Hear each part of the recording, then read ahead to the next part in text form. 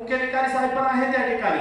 आम्ही तर असं म्हणतो की 10 तारखेपासून आपण त्या पूर्ण आम्ही जाणाऱ्या रूटची पूर्ण पाहणी करावी की जेणेकरून आमच्या जयंतीच्या मॉपला जाताना तिथं कुठला अडथळा होऊ नये। 14 तारखेला जे आम्हाला दमछाक होती की पाठीमागे जा पुढे जा, तिथलं काय तर काढ इथलं काय तर काढ, प्रशासनाचं जे काय आपले कार्यकर्ते आहेत तुमचे अधिकारी आहेत काय तुम्ही जे सूचना करून बंदोबस्त लावलेला असतो ते काय प्रमाणात तिथं अपुरी पडतात। आणि त्यावेळेस आम्ही सुद्धा आमचे कर्तव्य, आमच्या बापाची जयंती आहे, आमचं कर्तव्य म्हणून साहेब आम्ही सुद्धा त्या ठिकाणी हिरारीनं मागं पुढं सगळ्या गोष्टीचा विचार करून आम्ही काळजी घेतो।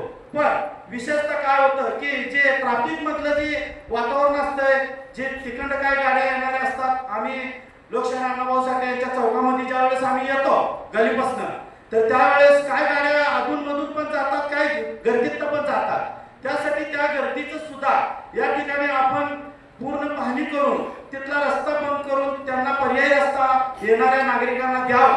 त्या दिवशी आम्हाला ते एक सहकार्य असावं। आणि माझी तिसरी सूचना अशी आहे की 14 तारखेला जी जयंती आमची होत असते ती जयंतीचा भाग संपल्याच्या नंतर जे ग्रामीणमध्ये चांगल्या वातावरणामध्ये एक महिनाभर आमची जयंतीचं वातावरण चालत असतं साहेब, मग त्या जयंतीच्या वातावरणामध्ये आम्ही सुद्धा त्या ग्रामीणमध्ये जातो, आम्हाला त्या जयंतीला बोलवलं असतं, आम्ही तिथे जातो साहेब।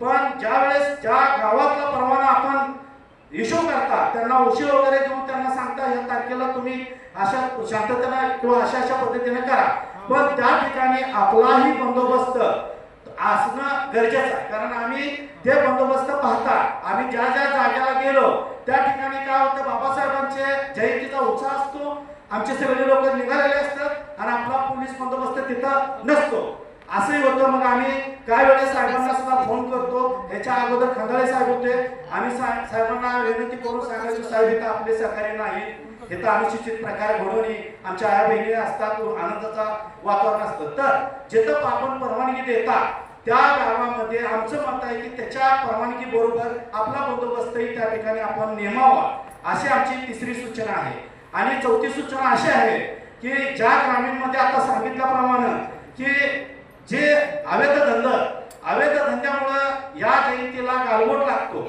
हे अग्रेसर साहेब सांगायचं म्हणलं तर ही मुद्दा पहिला अग्रेसर घेण्यासारखा आहे।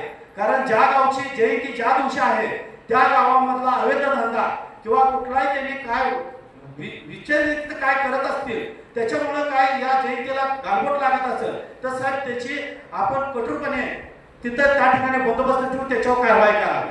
अशा